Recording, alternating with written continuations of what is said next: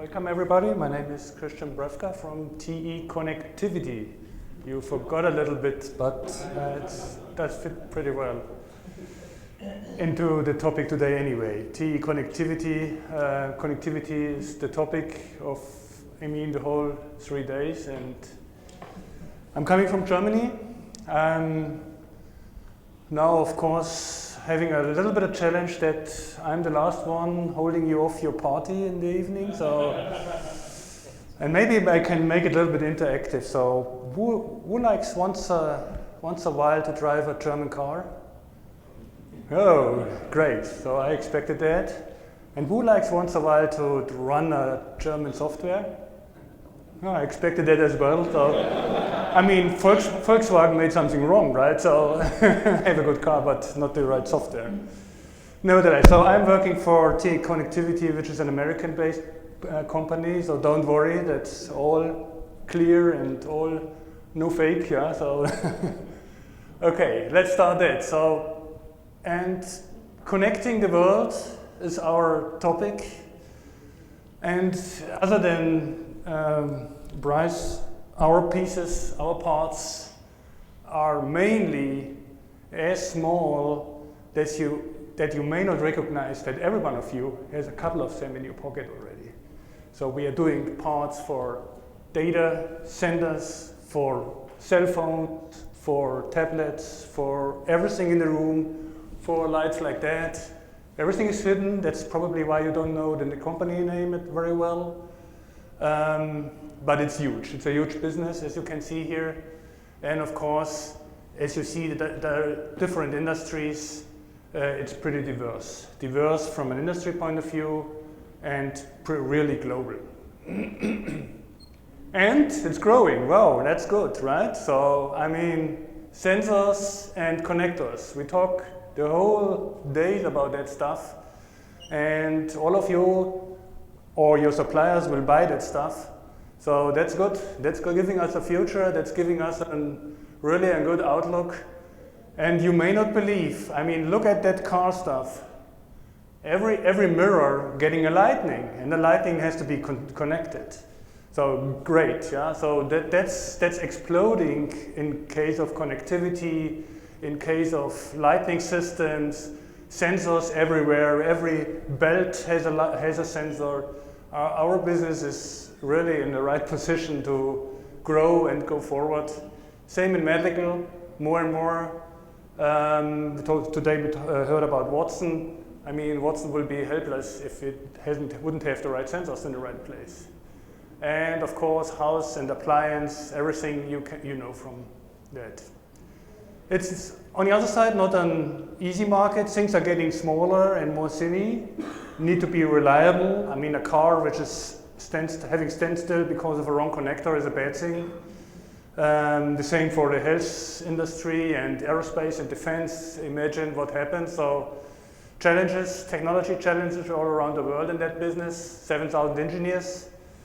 And now coming to a digital factory already, you see from a product portfolio, we have markets here having a product lifetime 6 years, 10 years, so pretty stable, pretty stable demand. You can predict. We know already next year how many cars roughly will be constructed. So that's a pretty simple market. This is a little bit more challenging. All the factory equipment, all the connectivities in the housings and the things, because there you have a not so easy predictive demand from a customer base, and also you have a long life cycle time of your product and a small one. And surely data and devices is the most tough one, where you have every 2 years a new generation of connectors, new assembly lines every 2 years, every year. So you have to be much more flexible if you talk about factory. Okay, now coming to digital factory. And digital factory, as you can see, is only a puzzle of our overall digital transformation.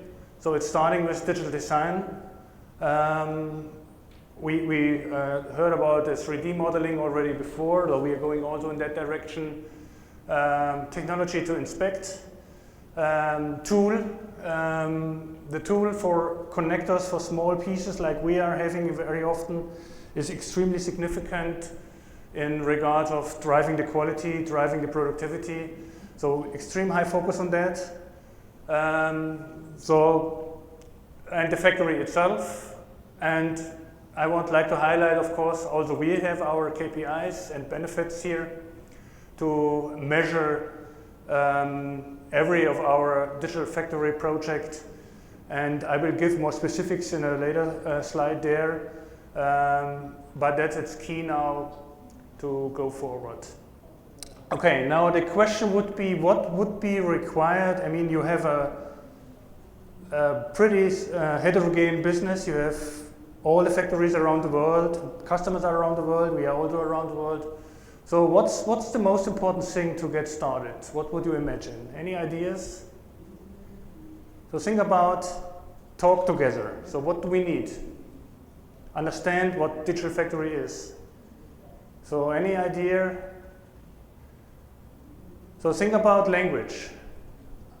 First of all, we need to find a common language. So what does digital factory mean? What are the headlines? I mean, we talk about Industry 4.0 in Germany and in Europe, and then we talk about Internet of Things, more or less more here. So what is for somebody as a plant manager, as a plant engineer, what is the right language? So, and that's where we found on corporate level a kind of capability definition what a digital factory needs to have. And it starts from the headline, basic operations, quality, order management, tool management, and predictive analytics, to subgroups. And everybody in the corporate, every business unit, every plant manager, every department manager needs to learn that kind of terms. Of course, you will find similar terms in the ISA model, in the MESA models, or whatever, but these are the TE model, the TE names for a digital factory. And of course, that's pretty high level, as you can see. We want then to come to more detailed specifics. So then what's the level 1 in the maturity level of MES core? MES core is the first one. What's the level 2? What's the level 3? So really the maturity level of each of every capability. In the user interface, we heard about coming to the mobile stuff, would be also the level 3. So getting an understanding, I mean, it's all about language. It's all about understanding that everybody in our big, huge corporate, in every company, understands if we talk about machine connectivity, level 3, we want to get process data from that piece of device. So that's the language, that's the common understanding, which has to be established around the corporate during the last 2 years, especially to really get it organized corporate-wide, enterprise-wide. And then the next point is, of course, each factory want to get ramped up from level 1 to level 5. Assuming we are getting our benefits described and we are believing in all of that benefits. And of course, we need to have a kind of common assessment methodology to get through that levels. Not always everything makes sense, and especially if you see here the sequence or in the material flow and replenishment area, that not everything would make sense. Our pieces are very often extremely small. We may not have serial numbers like in engines or things like that.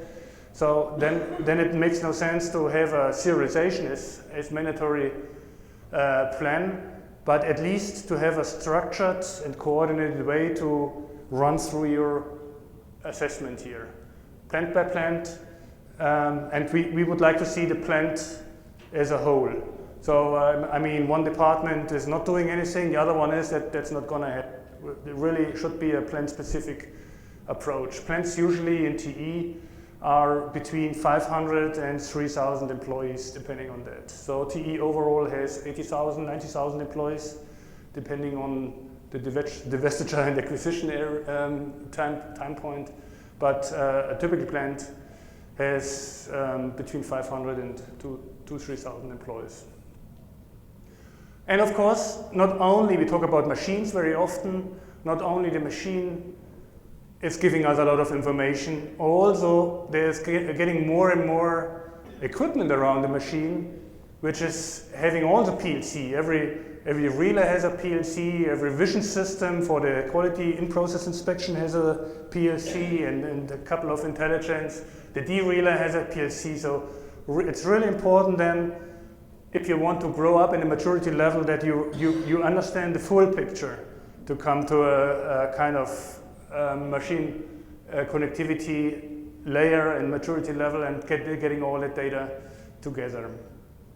Which drives us, and you can see here pretty nicely in the level number 5, to the M2M communication, machine-to-machine communication. So of course it would be perfect that once you come with your robot in the, a moving robot in the area of the machine, and then he gets immediately set it up as it should from the PLC settings and so on. And partially pilots in this direction are already on the way to come to that. So from a level point of view, we're running already pretty well into that autonomous machine-to-machine communication area. As you can see, we are already on a journey. It's just saying the same story that we heard before. It's a journey. We are in 2015. We are having model-based definitions. We are not anymore 2D drawings out of our CAD systems. We really try to avoid printouts for any kind of tool design, whatever, really paperless. Also from tool manufacturing, send the data model to the supplier, not any drawings anymore, so really come digital. Do your reverse engineering if you are really making your quality inspection with these 3D measurements. So we're having a lot of things digitized already. We are really on a journey that is already running since a couple of years. Many documentations, paperwork is already in PDFs and then applied to the right machine in the right moment for the right operator. So all of that is already on the way, and of course more to come to get really into the cognitive one, into the predictive, prescriptive. We have not yet, at least on our digital roadmap, so maybe that needs to be worked out a little bit more. Okay, I said before, we will not make any project without benefit, and here is our, let's so to say, checklist. And what is mandatory for each and every project in that world, in that digital factory transformation, is that we asking the plant and the plant controller, starting with the project or even before, to make a monthly tracking on a selected KPIs. And even during the project, we have, of course, all the costs of a project. We will bring that together, and of course our success will come up if we can make it to a return of invest within 12 months of usage of the system. So that's our goal here, to really track and trace, pretty accurate and visible for everybody, what is the benefit of our digital transformation. Okay, saying that, there's a journey already started. Like I said, we are having already more than 30 factories on different maturity levels, of course, implemented with an MES system. And of course, this, as you can imagine, that the challenge is then that there are different requirements coming up, so the right balance between standardization, optimization, and simplification has to be really found in that implementations. We are pretty proud that all of that implementations are having the same source code, the same data model, the same really concept behind, and of course the difference is just in config and activating or not activating modules or apps depending on the architecture or capabilities, how you can say. So really to be able to gain all of that benefits not only from one factory, really roll it out so that we can, at the end, get the benefits from all of our businesses and all of our factories. Basically, that is the story how TE Connectivity drives digital factory as part of our overall digital transformation. And if there are any questions, I am happy to give answers.